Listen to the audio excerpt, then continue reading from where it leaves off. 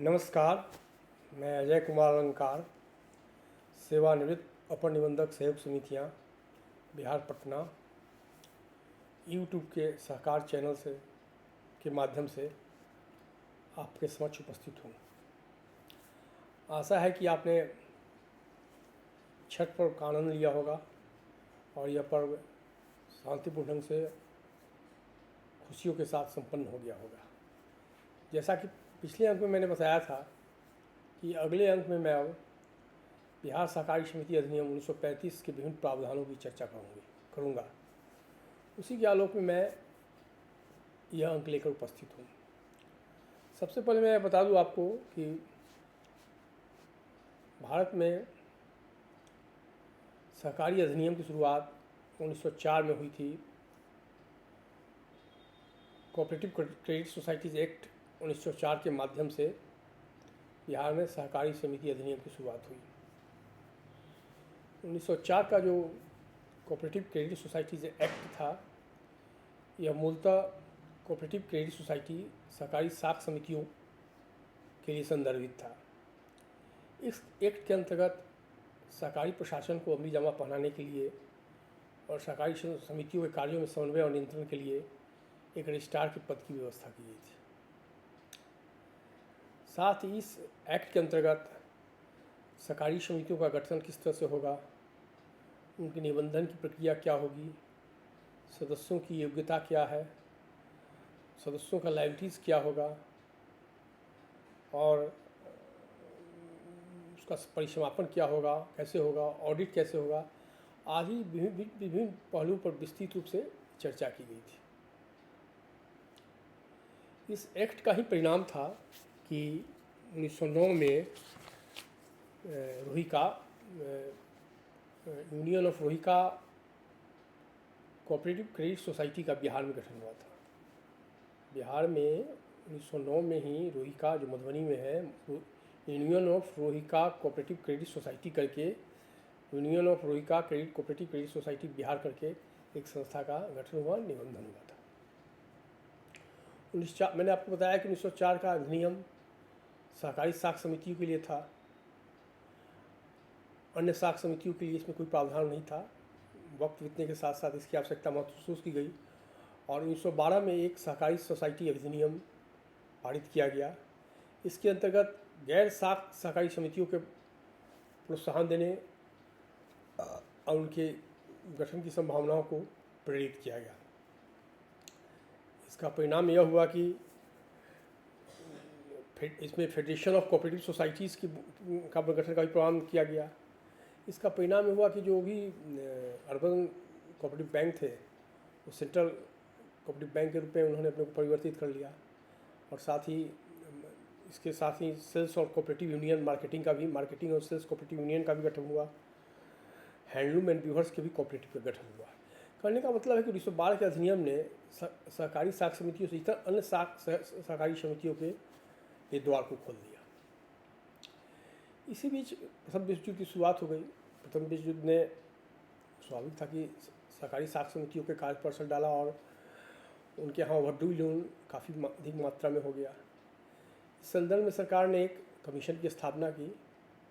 मैकगलन commission था, sir Edward मैकगलन की अध्यक्षता में अक्टूबर 1914 में इस कमीशन की स्थापना की गई थी। इसने बहुत सारे रिकमेंडेशन दिए। इसके सारे रिकमेंडेशन कोऑपरेटिव क्रेडिट स्ट्रक्चर से ही मूलतः संबंधित थे और इसका रिकमेंडेशन था कि 3 टायर कोऑपरेटिव क्रेडिट स्ट्रक्चर होना चाहिए। बेस पर प्राथमिक किसी साख समिति हो, मध्य में जिला में केंद्रीय सहकारी बैंक हो और शीर्ष स्तर पर राज्य सहकारी बैंक हो। इस अनुशंसा से प्रेरणा पाकर ही राज्य में 1914 में हमारे यहाँ स्टेट कोऑपरेटिव बैंक का निबंधन हुआ, गठन हुआ 1914 में। इसके बाद कालांतर में फिर 1919 में मॉन्टेग्यू चेम्सफोर्ड रिफॉर्म्स आया। इसने जो सहकारी समितियों का विषय था, सहकारिता जो था, उसको स्टेट लिस्ट में ट्रांसफ़र करने की बात कही और 1919 का जब भारत सरकार अधिनियम पारित हुआ तो सहकारिता को राज्य सूची में डाल दिया गया। अब इसका परिणाम हुआ कि इससे प्रेरणा पाकर कई लोगों ने, कई राज्यों ने अपने अपने कानून बनाए, सहकारी समिति से संबंधित अपने कानून बनाए। यह बिहार में और उड़ीसा को मिलाकर भी 1935 में बिहार और उड़ीसा सहकारी सोसाइटी अधिनियम 1935 पारित हुआ। उस समय उड़ीसा बिहार के साथ था। और आज़ादी के बाद भी यह अधिनियम हमारे यहाँ प्रवृत्त है। और उड़ीसा का नाम बहुत दिन तक चलता रहा। जब 1989 में संशोधन हुआ तब जाकर वहाँ कार्यक्षेत्र इसका बिहार सीमित किया गया और उड़ीसा को नाम को हटाकर केवल बिहार सहकारी सोसाइटी अधिनियम का नाम दिया गया। इसका मैं अब सेक्शन वाइज चर्चा करूँगा। मैं पहले अध्याय पर चर्चा करूँगा। पहले अध्याय में 5 सेक्शन है। मैं सेक्शन 5 या धारा 5 सहकारी समिति की जो अधिनियम है उसका संक्षिप्त नाम और विस्तार का उल्लेख करता है। धारा 1 का सब सेक्शन धारा 1 का उपधारा 1 यह कहता है कि यह नियम बिहार सहकारी सोसाइटी अधिनियम 1935 कहा जाएगा। मैंने आपको बताया ही है कि इसमें संशोधन 1989 में जाकर हुआ था और इससे पहले उड़ीसा का नाम जुड़ा हुआ था। लेकिन मैं जब आपसे चर्चा करूँगा तो मैं संशोधित अधिनियम की चर्चा करूँगा और संशोधित अधिनियम का जो कई बार संशोधित हुए हैं और उसका जो हिंदी एडिशन उपलब्ध है उसकी चर्चा करूँगा। प्राय होता है कि कभी कभी हिंदी एडिशन पढ़ने में बहुत सारी बातें क्लिष्ट होती हैं, समझ में नहीं आती हैं, तो उसको मिलाकर अंग्रेजी एडिशन के साथ मिलाकर पढ़ने से स्थिति स्पष्ट हो जाती है। तो मैं आपसे अनुरोध करूँगा कि जब कभी भी आप एक्ट को समझने में आपको कठिनाई हो, रूल्स को समझने में कठिनाई हो, तो हिंदी और इंग्लिश एडिशन दोनों का सहारा लें। तो मैं कह रहा था कि हाँ, धारा 1 में क्या प्रोविज़न है। तो धारा 1 में प्रोविज़न किया गया कि संक्षिप्त नाम और विस्तार क्या होगा इस अधिनियम का। तो धारा 1 की उपधारा 1 में कहा गया कि इसका नाम होगा बिहार सहकारी सोसाइटी अधिनियम 1935। और धारा 1 की उपधारा 2 में कहा गया कि इसका विस्तार संपूर्ण बिहार राज्य में होगा। एरिया ऑफ ऑपरेशन बिहार राज्य में हो गया। इसमें धारा 2 में जो धारा 1 की मैंने बात कर दी, मैं धारा 2 से पढ़ाता हूँ। धारा 2 डिटेल रूप में परिभाषाओं का उल्लेख करता है। इसमें 27 परिभाषाएँ दी गई हैं। 27 तरह की परिभाषाएँ दी गई हैं जो हम एक्ट आगे पढ़ेंगे या रूल्स आगे पढ़ेंगे तो उसमें हमको बहुत समझने में मदद मिलेगी कि उनका अभिप्राय क्या है। सेक्शन 2 में 27 क ख ग करके या ABCD करके जो भी कहिए आप 27 तरह की परिभाषाएँ दी गई हैं। अब जो 2 का क है, 2 का जो क है वो कहता है उपविधि से अभिप्रेत है और उपविधि की परिभाषा देता है। उपविधि से अभिप्रेत है निबंधित उपविधि एवं इसका निबंधित संशोधन। उपविधि की जब भी बात होगी एक्ट में या रूल्स में तो उसका मतलब हो गया कि निबंधित उपविधि या फिर उसका निबंधित संशोधन। और फिर आगे हम बढ़ते हैं। ख है तो सहकारी परिसंघ को परिभाषित करता है या स्पष्ट करता है। कहता है कि सहकारी परिसंघ से अभिप्रेत है वह निबंधित सोसाइटी जिसका मुख्य उद्देश्य अनिबंधित सोसाइटियों के कार्यकलापों को समन्वित करना तथा आसान बनाना है तथा सहकारी आंदोलन के विकास को समन्वित करना है। यह सहकारी परिसंघ की परिभाषा है। इसी तरह फिर हम आगे आते हैं ख में। तो यह सहकारी वर्ष का मतलब समझ जाता है। कहता है कि सहकारी वर्ष से अभिप्रेत है 1 अप्रैल से प्रारंभ होने वाला वर्ष जो 31 मार्च को समाप्त हो जाता है। फिर हम ग में आते हैं। परिभाषा 2 का ग क्लॉज जो है वह वित्तदायी बैंक को परिभाषित करता है कि जब एक क्लॉज में वित्तदायी बैंक की चर्चा होगी तो उसका क्या अभिप्राय होगा। वित्तदायी बैंक से अभिप्रेत है स्टेट बैंक ऑफ इंडिया, राष्ट्रीयकृत वाणिज्यिक बैंक, राज्य सहकारी बैंक या राज्य सरकार द्वारा अधिसूचित किया जाने वाला कोई अन्य बैंक जिसका उद्देश्य ऐसी निधि का निर्माण करना है जिससे सहकारी सोसाइटी या अन्य संस्था अथवा दोनों को धन का कर्ज दिया जा सके। यह परिभाषा वित्तदायी बैंक के संदर्भ में है। फिर हम ग पर आते हैं तो यह सरकार की परिभाषा देता है सरकार से अभिप्रेत है बिहार राज्य सरकार। फिर हम आगे बढ़ते हैं घ पर तो यह परिसमापक के बारे में चर्चा करता है। परिसमापक से अभिप्रेत है निबंधित सोसाइटी के कामकाज में निबंधित सोसाइटी के कामकाज के परिसमापनार्थ धारा 44 की उपधारा 1 के अधीन निबंधक द्वारा नियुक्त 1 या अधिक व्यक्ति। आगे हम जब परिसमापन चैप्टर पाएंगे तो हम देखेंगे कि परिसमापक की नियुक्ति कैसे निबंधक द्वारा की जाती है, जिसने परिसमापक की परिभाषा दी है। अब फिर अब अंग में है इसका बोर्ड की परिभाषा देता है। बोर्ड से अभिप्रेत है निदेशक बोर्ड अथवा शासी निकाय अथवा प्रबंधन समिति, चाहे जो भी इसका नाम हो, इसका गठन सहकारी समिति के कामकाज के प्रबंधन के लिए किया गया हो, बोर्ड के रूप में उसकी परिभाषा दी है। फिर हम च में आते हैं, तो च में इस सदस्य की परिभाषा दे रहा है। सदस्य में शामिल है सहकारी सोसाइटी के निबंधनार्थ आवेदन में सम्मिलित होने वाले व्यक्ति। सहकारी सदस्य कौन होंगे? तो सहकारी सोसाइटी के निबंधन के आवेदनार्थ जो व्यक्तियों ने उस पर हस्ताक्षर किया है वह सदस्य होंगे।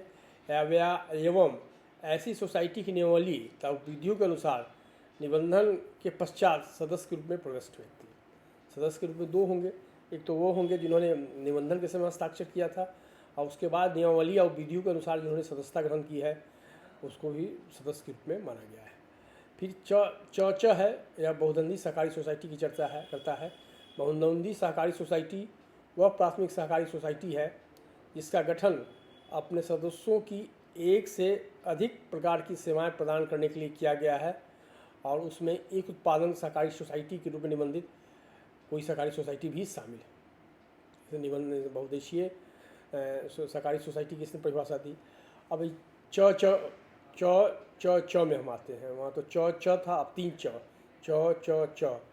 यह है कि नाम मात्र या सदस्य के बारे में चर्चा करता है, और लिखता है कि नाम मात्र या सदस्य विपरीत वह सदस्य है जो सोसाइटी के सदस्य का वैसा विशेषाधिकार या अधिकार रखता हो, और जो सदस्य के मत वैसे अधिकारों के अधीन है जो विधियों में प्रभावित हो। इसने उसने यह परिभाषित किया है, तो उसमें इसने यह चर्चा किया, सदस्य की इस तरह से चर्चा की गई है। अब फिर छ में पदाधिकारी की परिभाषा दी गई है, इसको भी मैं आपको बता देता हूँ। पदाधिकारी में शामिल है अध्यक्ष, सचिव, कोषाध्यक्ष, प्रबंधन समिति का सदस्य अथवा सोसाइटी के कामकाज अथवा संव्यवहार के संबंध में निर्देश देने वाला कोई व्यक्ति जो अधिनियम और सोसाइटी के अधिनियम और नियमावली या सोसाइटी विधियों में के अंतर्गत निर्देश देने का अधिकार रखता है।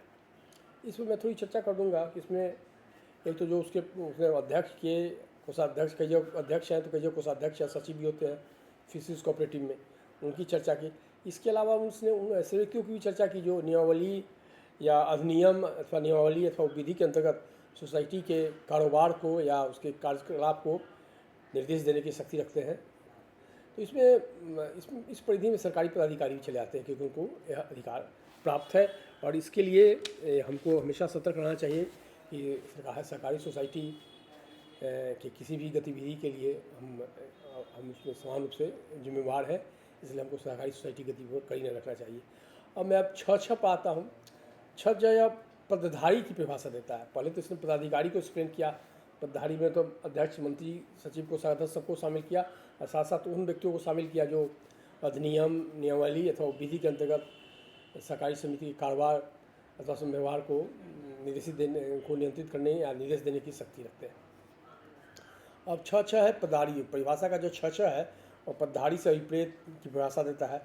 पदधारी से विपरीत है सहकारी समिति के सभापति, उपसभापति, अध्यक्ष, उपाध्यक्ष, सचिव अथवा कोषाध्यक्ष तथा किसी सहकारी समिति के बोर्ड द्वारा निर्वाचित कोई अन्य व्यक्ति। बहुत जगह होते हैं कि अध्यक्ष उपाध्यक्ष में, डीसीसी में अध्यक्ष उपाध्यक्ष में, बहुत समितियों में सभापति उपसभापति भी होते हैं, सचिव और कोषाध्यक्ष भी होते हैं। तो इसको उन्होंने पदाधिकारी के रूप में परिभाषित किया है, छ परिभाषित किया है। अब हम छ पर आते हैं। आपको उदाहरण दूंगा, आप जब पढ़ेंगे इसको तो समझेंगे, लेकिन आपकी मेमोरी के लिए मैं इसको कोट कर रहा हूँ। छ यह प्राथमिक सोसाइटी की परिभाषा दे रहा है। यह कहता है कि प्राथमिक सोसाइटी वह सोसाइटी है जिसका सदस्य कोई निबंधित सोसाइटी नहीं है।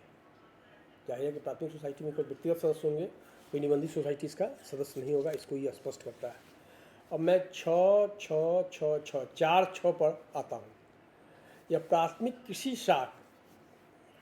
साख सोसाइटी के बारे में बताता है, और कहता है कि प्राथमिक कृषि साख सोसाइटी से अभिप्रायत है ऐसी सहकारी समिति जिसका उद्देश्य किसानों, ग्रामीण कारीगरों और कृषि मजदूरों को आर्थिक और अन्य सहायता प्रदान करना है, और इसमें कृषक समितियां या बहुउद्देशीय सहकारी सोसाइटी भी शामिल है। यह प्राथमिक कृषि साख समिति की परिभाषा देता है कि जिसका उद्देश्य किसानों, ग्रामीण कारीगरों को सहायता देना शामिल है और इसमें बहुउद्देशीय सोसाइटी भी आ सकती है। अब यह मैं जॉब पर आता हूँ। अब ये निबंधित सोसाइटी के बारे में बोलता है कि निबंधित सोसाइटी क्या है। निबंधित सोसाइटी से विपरीत है इस अधिनियम के अधीन निबंधित अथवा पंजीकृत माने जाने वाली कोई सोसाइटी, वह निबंधित सोसाइटी मानी जाएगी जो इस अधिनियम के अधीन निबंधित अथवा पंजीकृत होगी। उसके बाद झ में निबंधक की परिभाषा देता है। निबंधक से विपरीत है इस अधिनियम के अधीन सहकारी सोसाइटी के निबंधक के कर्तव्य पालन के लिए नियुक्त व्यक्ति। तो मैंने आपको बताया था कि निबंधक का पद तो 1904 के जो कोऑपरेटिव क्रेडिट सोसाइटी एक्ट था उसका भी प्रोविज़न उसमें किया गया था। और हमारे यहाँ हमको जहाँ तक याद है 1912 में जाकर निबंधक की नियुक्ति हुई थी। कोई ICS ऑफिसर थे, लुकास करके थे उनका नाम था, बहुत बड़ा नाम है लुकास, लेकिन उस नाम में एक लुकास शब्द आया था, तो उसकी हमारे यहाँ नियुक्ति हुई थी निबंधक की। ICS थे, पहले निबंधक हमारे वही थे। अब यह नियमावली की परिभाषा करता है। नियमावली से विपरीत है इस अधिनियम के अंतर्गत नियमित नियमावली। स्वाभाविक है कि कोई भी अधिनियम होता है, लेजिस्लेचर पास करती है और उसके अंतर्गत एग्जीक्यूटिव को पावर आता है कि वह नियमावली का निर्माण करती है, जो कैबिनेट से प्राय अप्रूव होता है एग्जीक्यूटिव से। परिवार की भी व्याख्या है। टॉ में परिवार की व्याख्या बड़ी इंटरेस्टिंग व्याख्या है, बार बार विवाद हो जाता है परिवार को लेकर। परिवार के बारे में कहता है कि परिवार से विपरीत है पति पत्नी, आश्रित पुत्र और अविवाहित पुत्री।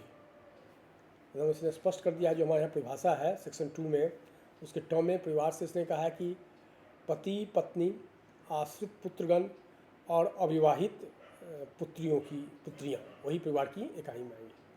इसी तरह इसने अल्पकालीन सहकारी साख संरचना की व्याख्या की है और बताया है कि अल्पकालीन साख संरचना में शामिल है प्राथमिक कृषि साख सोसाइटी, केंद्रीय सहकारी बैंक और राज्य सहकारी बैंक। यही 3 समितियां हैं जो प्राथमिक अल्पकालीन सहकारी साख संरचना के अंग हैं। अब अंग में राष्ट्रीय बैंक की परिभाषा बताता है। कहता है कि राष्ट्रीय बैंक से विपरीत है राष्ट्रीय कृषि एवं ग्रामीण विकास बैंक अधिनियम के अंतर्गत गठित राष्ट्रीय कृषि एवं ग्रामीण विकास बैंक, राष्ट्रीय बैंक की परिभाषा है। अब यह रिजर्व बैंक की परिभाषा करता है, यह द में रिजर्व बैंक की परिभाषा करता है।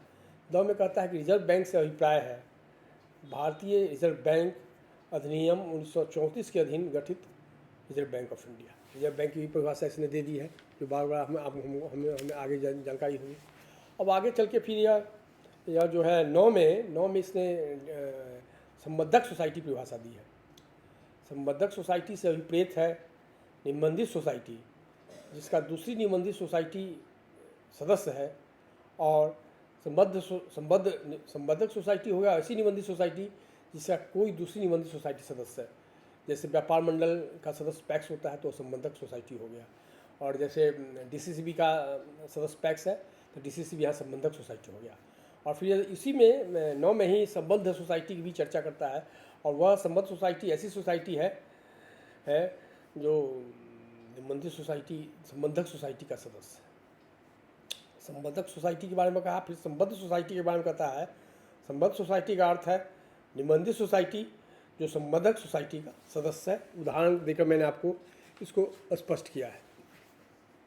फिर आगे चलकर यह पंचायत की परिभाषा देता है। पंचायत बहुत इंपॉर्टेंट है क्योंकि 44 AQ में जब हमने अमेंडमेंट किया 2008 में, तो पंचायत को पैक्स को पंचायत का संतक माना गया था AQ2 A के हिसाब से, 44 AQ2 A के हिसाब से। यह कहता है कि पंचायत से अभिप्रेत है बिहार पंचायत राज अधिनियम 2006 की धारा 11 एवं समय समय पर उक्त में संशोधन के द्वारा अधिसूचित ग्राम पंचायत।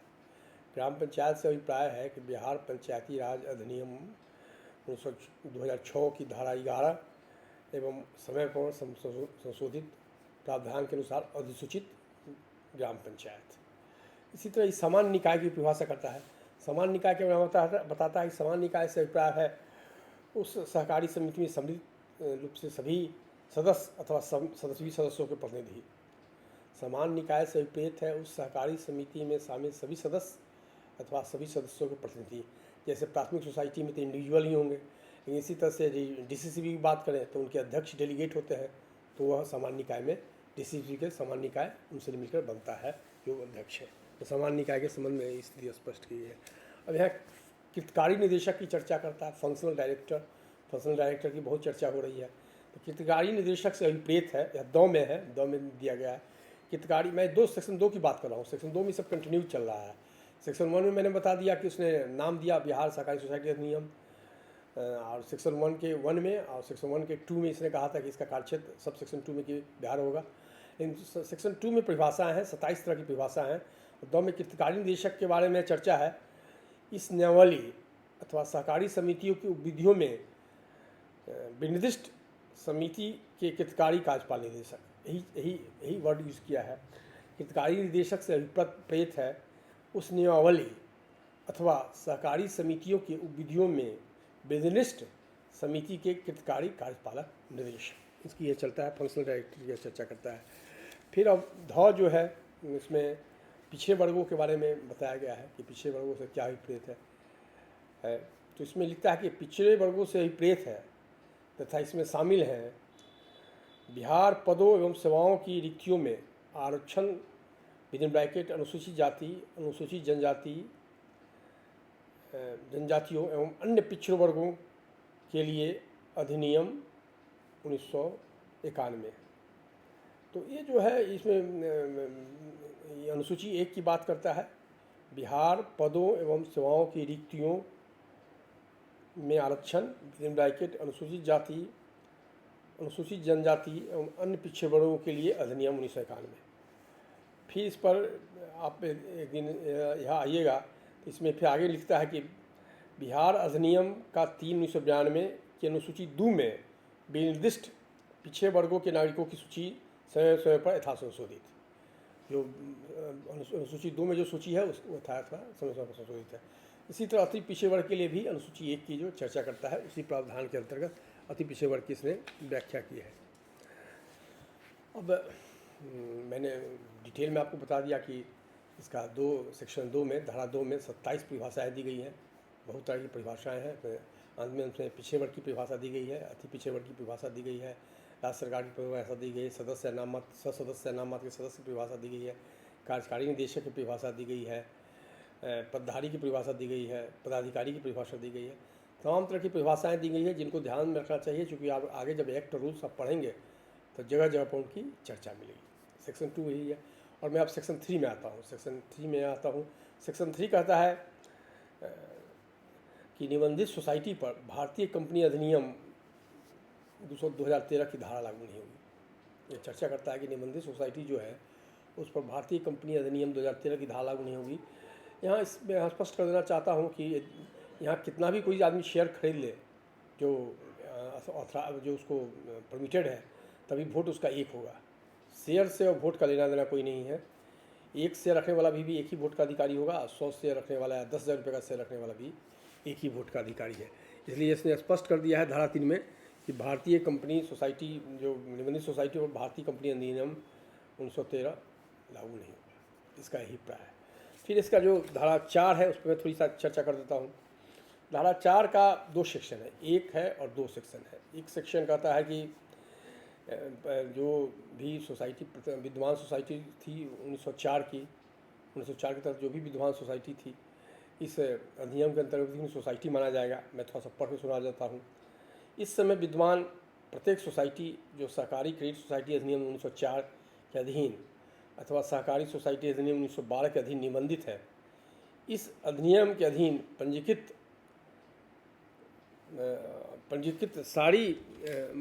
मानी जाएगी। जो निबंधित है उनको इस अधिनियम के अंतर्गत भी पंजीकृत माना जाएगा। जो 1904 की सोसाइटी है, सहकारी साख अधिनियम 1904 या 1912 की सहकारी सोसाइटी अधिनियम बने जाएंगे। और इसकी विधियाँ जब तक परिवर्तित या समाप्त न हो उस हद तक पवित्र रहेंगी जिस हद तक वे इस अधिनियम से असंगत नहीं हो। इस अधिनियम का प्रावधान का असंगत नहीं है। तो एकदम 4 के सब सेक्शन 4 की उपधारा में स्पष्ट कर दिया गया है कि कोई भी सहकारी समिति जो 1904 या 1912 के अधिनियम के तहत निबंधित हुई उन्हें भी इस अधिनियम के अधीन माना जाएगा और उसकी विधियाँ तब तक लागू रहेंगी, परिवर्तित रहेंगी जब तक वे समाप्त नहीं हो जाए या वे उस हद तक इस अधिनियम के खिलाफ नहीं हो, तो वे उन्हें लागू माना जाएगा। 4(1) में किया गया है। 4(2) कहता है कि 1904 के अधिनियम अथवा 1912 के अधिनियम की गई सारी नियुक्तियाँ निर्मित नियमावली, आदेश, निर्गत अधिसूचनाएँ तथा सूचनाएँ, किए गए सारे संव्यवहार, सांस्थिकवाद एवं अन्य कार्यवाहियों यथाशक्ति इस अधिनियम के अधीन क्रमशः निर्मित, निर्गत तथा संस्थित माने जाएंगे। मतलब कहने का मतलब है साधारण बोलचाल की भाषा में कि 1904 का सबसेक्शन 2 कहता है कि 1904 के अधिनियम और 1912 के अधिनियम के अंतर्गत जो भी आदेश निकले, नियमावली बनी, नियुक्ति हुई, संव्यवहार हुआ, कारोबार हुआ, जो केस मुकदमा हुआ सभी को इस नियम में भी उसी तरह की स्वीकृति प्राप्त रहेगी। और अंत में एक सेक्शन है जो सेक्शन 5 है, वो है construction of reference to cooperative societies act 1912 enactments, और जो 5 है वह कोऑपरेटिव सोसाइटी एक्ट 2012 के इनैक्टमेंट की यह चर्चा करता है। तो संक्षेप में मैंने शुरुआत की कि थोड़ा 1904 का पृष्ठभूमि बताया कि अधिनियम 1904 का कोऑपरेटिव क्रेडिट सोसाइटी अधिनियम की चर्चा की, जिसमें आरसीएस का पद गठन हुआ, रजिस्ट्रेशन का, गठन का, मेंबरशिप का और ऑडिट का आदि विभिन्न प्रावधान किए गए। और फिर 1909 में उसी के परिणाम स्वरूप हमारे यहाँ Rohika cooperative credit union of Rohika cooperative credit society Bihar का गठन हुआ। उसके बाद फिर हम आगे बढ़े, 1912 के अधिनियम की मैंने चर्चा किया, उसी के अंतर्गत मैकगिलन समिति का रिपोर्ट आया जिसके तहत स्टेट कोऑपरेटिव बैंक का गठन हुआ आपके यहाँ। फिर 1919 के अधिनियम के द्वारा मैंने बताया कि कोऑपरेटिव ट्रांसफर्ड सब्जेक्ट हो गया और कोऑपरेटिव स्टेट सब्जेक्ट हो गया, और सभी स्टेट्स ने अपना अपना अधिनियम बनाया, जिसमें हमारे यहाँ 1935 में बिहार उड़ीसा सहकारी समिति अधिनियम बना, जिसका नाम और कार्यक्षेत्र परिवर्तन 1989 के संशोधन के साथ हुआ। अगले अंक में मैं चैप्टर 2 की चर्चा करूँगा। चैप्टर 2 का जो संबंध है वो विधियों में संशोधन से है, या जो अन्य प्रावधान है चैप्टर 2 की मैं अगले अंक में चर्चा करूँगा। तब तक मैं आपसे विदा लेता हूँ। उम्मीद है कि मेरा यह अंक आपको पसंद आएगा। आपसे अनुरोध है कि मेरे चैनल को लाइक करें, शेयर करें, सब्सक्राइब करें और इसे अपना लाभ उठाएं। धन्यवाद।